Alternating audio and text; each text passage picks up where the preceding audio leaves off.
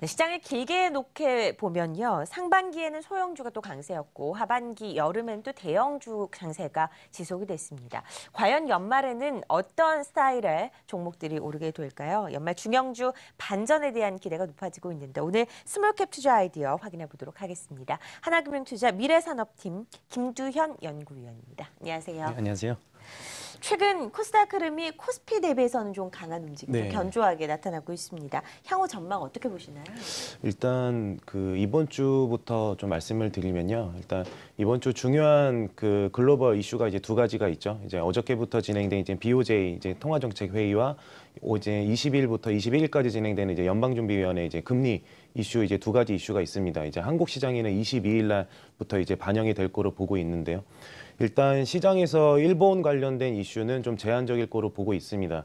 일단 뭐 양적 완화를 추가적으로 진행하더라도 이제 글로벌 경기에는 긍정적이겠지만 한국에서는 이제 엔저에 따른 수출 경쟁력 악화, 그러니까 즉 이제 글로벌 경제 호재와 이제 국내 산업의 수출 경쟁력 악화로 이제 두 개가 좀 상충된 이슈 때문에 이제 좀 제한적일 거로 보고 있고요.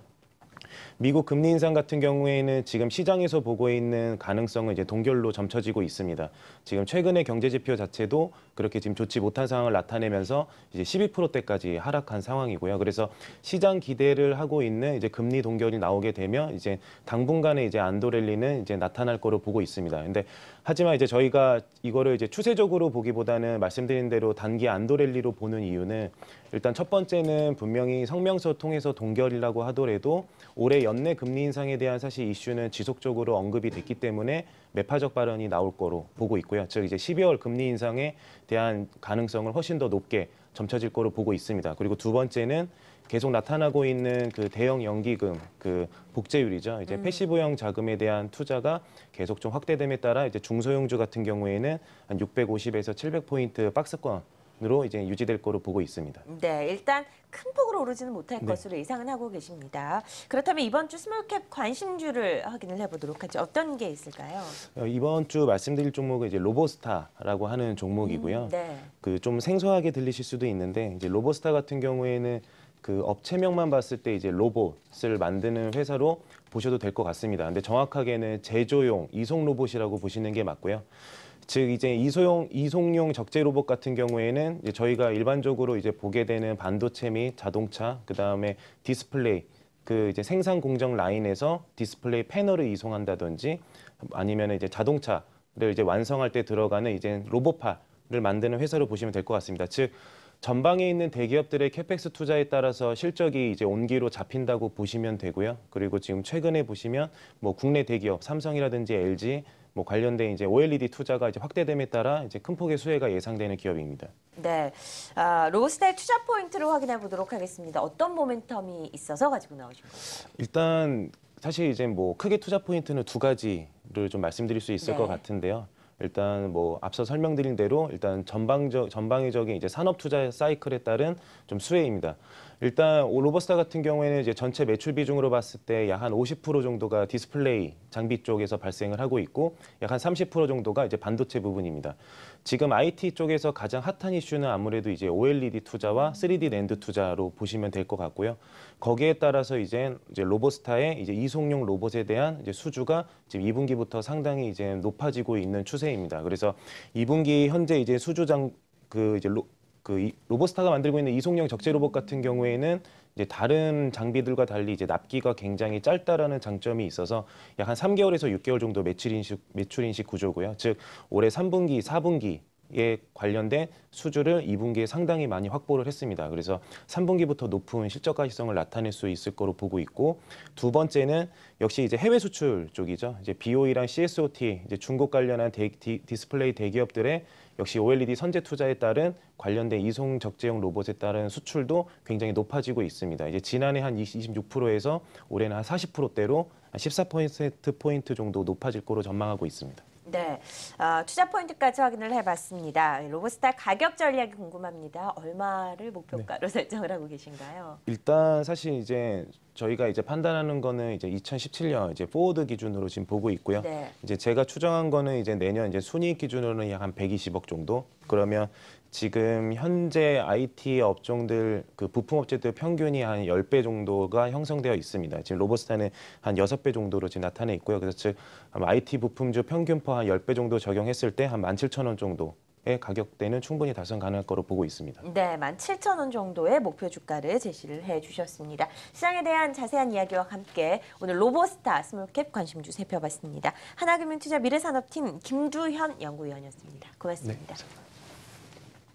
네, 시장의 움직임 살펴보죠. 코스피가 상승 반전에 성공을 했습니다. 현재 2027포인트대 기록을 하고 있고요. 코스닥은 0.23%대 상승세 기록하고 있습니다. 수급의 변화는 거의 없는 상황이고 코스닥에서 기관의 매도폭이 상당히 줄어들었고요. 기관이 순매수로 전환할 가능성도 큰 폭으로 나타나고 있는 상황입니다.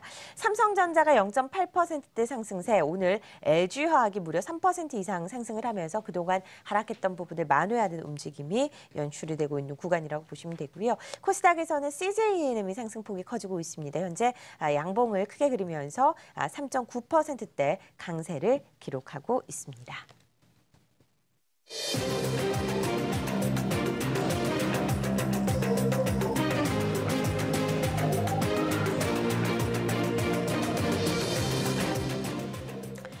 오늘은 먼저 일본의 BOJ의 통화정책회의 결과가 발표가 됩니다. 향후 움직임은 어떻게 될지 현재 우리 시장의 구간에 대해서 방향을 설정해보는 시간 가져보도록 하겠습니다. 미래에셋증권 코리아리서치센터 이재훈 연구위원입니다. 안녕하십니까? 네, 안녕하세요. 네, 코스피가 2020선 회복했고 또 상승 반전을 지금 성공을 네. 했습니다. FMC를 앞두고 좀 많이 커지는 변동성에 대해서 우려를 했었는데 상당 부분 견조하다라고 느껴집니다. 예. 어떻게 판단하시나요? 세 가지 이유가 있을 것 같습니다. 첫 번째는 삼성전자가 잘 버텨주고 있다는 것. 두 번째는 그 금리 인상과 관련된 이슈가 벌써 나온 지가 한 3년이 넘었고요. 그리고 BOJ도 마찬가지지만 1월 달에 얘기가 나온 그 마이너스 금리를 설정한 이후에 시장이 어느 정도 많이 그 정책에 대해서 일금이 좀 있었던 것 같고요. 그래서 금리 정책과 관련된 이렇게 표현하면 어떨지 모르겠지만 신선감이 좀 떨어졌다라고도 볼 수 있겠고요. 한국 시장 뭐 펀더멘탈 요인들 보더라도 수출이 아직까지 뭐 물량 기준이냐 금액 기준이냐 여러 가지 논란들이 있습니다만 수출액이 그래도 좀 주는 부분들이 늘어나고 있는 부분들 그리고 한국 기업 이익이 좀 돌아서고 있는 부분들 이런 부분들이 어쨌든 시장의 펀더멘털 측면에 있어서도 상당한 지지력을 보여주는 게 아닌가 생각을 하고 있습니다. 네, 글로벌 유동성 흐름이 신흥국 투자 쪽으로 흐를 수 있다. 그러니까 위험 자산 선호 현상이 나타날 수 있다는 네. 의견이신 건가요? 기본적으로 신흥국 쪽으로의 자금 유입을 우리가 판단하는 데 있어서 예전하고 지금하고 그리고 앞으로를 보는 데 있어서 조금 차이가 있습니다. 예전에는 선진국 경기가 상당히 좋아지면 신흥국이 낙수 효과로 따라가는 흐름들이 있었고 그래서 이제 사실은 경기 모멘텀이 상당히 중요했던 상황이었는데요. 금융위기 이후에 미국이 미증유의 어떤 양적 완화를 진행을 하는 과정에서 자금이 많이 들어왔죠. 그렇기 때문에 최근에 신흥국 자금 흐름은 그 경기 사이클도 물론 중요합니다만 선진국의 어떤 정책 모멘텀에 따라서 달라지고 있는 그런 양상이라고 보여집니다. 앞으로의 흐름은 어떨까요? 정책 모멘텀 물론 중요합니다. 미국의 금리 인상이 얼만큼의 속도로 갈지 그리고 뭐 ECB나 BOE나 아니면 BOJ를 포함해서 선진국들이 돈을 얼마나 풀지도 상당히 중요한 부분이긴 합니다만 아까 말씀드린 대로 통화 정책에 대한 기대감 그리고 그 효율성이 그렇게 높지 않다라는 시장 함의가 있기 때문에 사실은 경기 쪽에 추가적으로 또 맞춰질 필요가 있다라고 보여지고 다행인 것은 신흥국의 경기가 작년 12월 달에 미국이 금리를 올릴 때보다 훨씬 더 경기 회복이 괜찮고요. 그리고 이 과정에서 신흥국 쪽으로 ETF 자금들이 상당히 많이 들어왔었는데 최근에는 좀 차별화된 움직임들이 진행될 것 같습니다. 선진국 경기가 좋아진다라고 하면 선진국 소비에 뭔가 기대서 우리가 수익을 얻을 수 있는 어떤 그 동북아 쪽에 한국을 포함 뭐 중국, 대만도 마찬가지일 거고요. 공산품을 수출하는 아시아 신흥국들이 그래도 좀 차별화될 가능성이 높다라고 보고 있습니다. 네, 시장은 견조한데 코스닥과 코스피 수익률 격차가 발생하면서 개인 투자자들이 소외감을 느낄 가능성, 특히 여름에 네, 크게 그런 게 좀 맞습니다. 나타났고요. 예. 삼성전자로 인해서 다른 종목들의 매입 확산되지 못하는 경향이 있었습니다. 어떻게 봐야 되나요? 일단 대형주하고 중소형주, 뭐 코스닥을 포함해서 중소형주라고 얘기를 하겠습니다. 최근에 보시면 중소형주 코스닥 수익률 별로 그렇게 좋지가 않고요. 네. 대형주는 삼성전자를 중심으로 뭐 네이버도 마찬가지고 상당히 수익률이 괜찮습니다. 근데 개인 투자자들이 대형주보다는 중소형주 쪽에 훨씬 더 관심을 많이 갖게 되는데요. 그 관점에서 보게 되면 여름 동안에 상당히 수익률이 안 좋았을 건데요. 중요하게 볼 포인트는 이렇습니다. 외국인들이 대형주를 계속 사줄 것이냐가 일단 첫 번째 포인트가 될 건데 아까 말씀드린 대로 신흥국 쪽으로의 자금 유입이 들어온다라고 하면 대형주에 대한 매수는 지속될 수 있을 것이다. 그럼 두 번째, 대형주를 매수하면 대형주만 계속 좋을 것이냐라는 관점에서 볼 때는 국내 주식형 펀드 환매가 또 대형주와 물려 있기 때문에 이 부분들은 생각보다 그렇게 빨리 올라가지는 못할 것이다. 그래서 박스권은 조금 더 연장이 될 거라고 판단을 하고 있고요. 마지막으로는 중소형주 부분들에 대해서 최근에 많이 안 좋아지는 부분들에 대한 사실 확인을 좀 할 필요가 있는데요.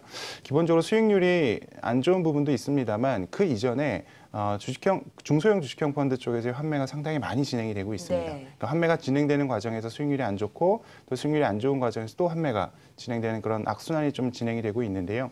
우리가 좀 살펴볼 부분들은 다분히 좀 수급적인 요인들이 좀 꼬여 있다라고 판단을 하고 있고 이 과정에서 삼성전자가 6월 달부터 오르기 시작했는데요. 그 이후부터 외국인들은 떨어지는 코스닥을 상당히 많이 매수를 하고 있는 부분들. 그래서 결국은 3분기 실적 발표가 예정되어 있기 때문에 이미 그 3분기 실적이 좀 좋아지고 있는 중소형 코스닥 주식들은 많이 하락한 부분들이 좀 부각이 되면서 올라가고 있는 그런 양상이라고 보시면 될 것 같습니다. 네, 알겠습니다. 미국 쪽 이야기를 해보도록 하죠. 대선이 TV 토론을 시작으로 본격화되고 있습니다. 네. 연말에 뭐 정점이 닿을 것으로 보이는데 향후 영향력은 어떻게 생각하시나요? 미국 정치의 영향력을 판단하기가 이렇게 만만치는 않습니다. 네. 상당히 복잡한 부분들이 있는데요. 그러다 보니까 우리가 어떻게 보냐면 과거 흐름을 같이 보게 되는데요. 약간 경험칙은 있습니다.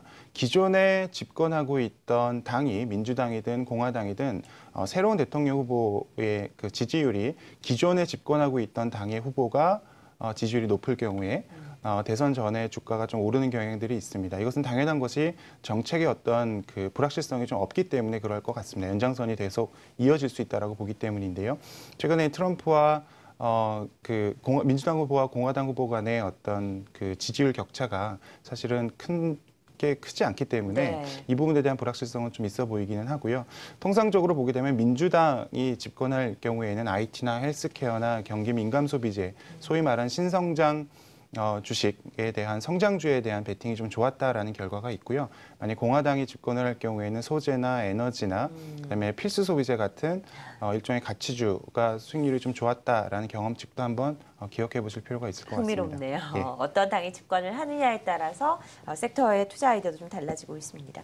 외국인 투자자들의 한국인 주식 매수가 진행이 되고 있지만 국내 주식형 펀드 환매가 여전히 되고 있습니다. 지속적으로 펀드 환매가 나오고 있는 이유, 주식형 쪽으로 네. 이유가 어디 있다고 보시나요? 크게 한 세 가지 요인을 말씀드리고 싶습니다. 네. 첫 번째는 실망 환매일 수가 있고요. 그러니까 수익률이 별로 좋지가 않습니다. 그래서 박스권이 계속 유지되는 과정에 있어서는 대형주 주식형 펀드가 수익률을 이기가 상당히 어렵습니다. 주도주가 상당히 어렵고 또 환매되는 과정에서 환매를 해주면서 또 시장에서 조금 더 아웃퍼폼할 종목을 찾는다라는 것이 만만치가 않겠습니다. 그래서 실망 환매가 좀 있다라고 보여지고 두 번째는 대안환매라고 제가 이름을 한번 붙여봤는데요.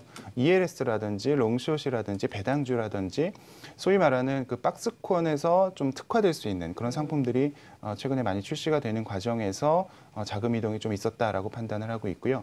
마지막으로는 우리가 이미 알고 있는 학습 판매일 수 있을 것 같습니다. 박스권이 한 5년 장기화되다 보니까 2,000포인트에서 환매를 좀 많이 하시는데 실제로 2,000에서 2,050포인트 쪽의 환매가 약간 17조 원. 그러니까 이 50포인트 구간이 사상 최대 환매 구간에 시장에 지금 있다라고 보시면 될 것 같습니다. 새로운 자금이 언제 들어올 거냐에 대한 문의들이 상당히 많으신 것 같은데 사실은 뭐 예측하기는 어렵겠죠. 하지만 네. 2010년과 11년도의 사례를 보게 되면 계속 자금 이탈이 있다가 주가가 사상 최고치를 갱신하는 과정에서 새로운 자금이 들어왔던 경향이 있습니다. 그래서 박스권 돌파 자체가 환매를 줄인다라고 보기에는 어렵고요. 그 사상 최고치를 돌파하면서 새로운 레벨이 형성이 되었을 때 신규 자금이 들어올 가능성이 있다라고 예측하고 있습니다. 네. 이러지도 못하고 저러지도 못하는 상황입니다. 일단 뭐 FMC와 관련된 결과 좀 발표는 돼봐야 알 것 같은데 향후 투자 전략 어떻게 세워야 할까요? BOJ나 FOMC에 대해서는 사실 예측이 분분하긴 합니다만 그만큼 투자자들의 학습이 많이 되어 있다라고 판단하고 있고 또 준비도 되어 있다라고 보여집니다. 그리고 10월 달의 경우에는 매크로 변수보다는 실적 시즌에 접어드는 그런 상황이기 때문에 기본적으로 중소형주보다는 대형주가 그래도 의미가 있다라고 판단을 하고 있고요. 그래도 3분기 실적 좋아지고 연간 실적 좀 좋아지고 있는 업종들을 보게 되면 IT, 소재, 산업재, 화학, 철강 이런 업종들은 애널리스트들이 추정하고 있는 기업 실적치가 점진적으로 좀 올라오고 있는 그런 업종들이기 때문에 지금은 FMC 회의나 아니면 BOJ가 상당히 중요하게 판단하고 있습니다만 어떤 결과가 나오든 10월 달은 실적 시즌으로 갈 것이기 때문에 그런 부분들로 약간 시각을 돌려보실 필요가 있는 시점이 아닌가 생각됩니다. 연말 중소형주에 대한 얘기가 많이 나오고 있지만 실적으로는 일단 대형주 쪽이 좀 더 유리하다. 맞습니다. 중소형주도 당연히 실적과 관련된 부분들은 그동안 낙폭이 많이 수급 때문에 떨어졌던 부분들은 좀 체크를 해보실 필요가 있어 보입니다. 알겠습니다. 오늘 미래에셋증권 코리아 리서치 이재훈 연구위원과 함께 현재 시장 상황과 앞으로의 전략까지 들어봤습니다. 말씀 고맙습니다.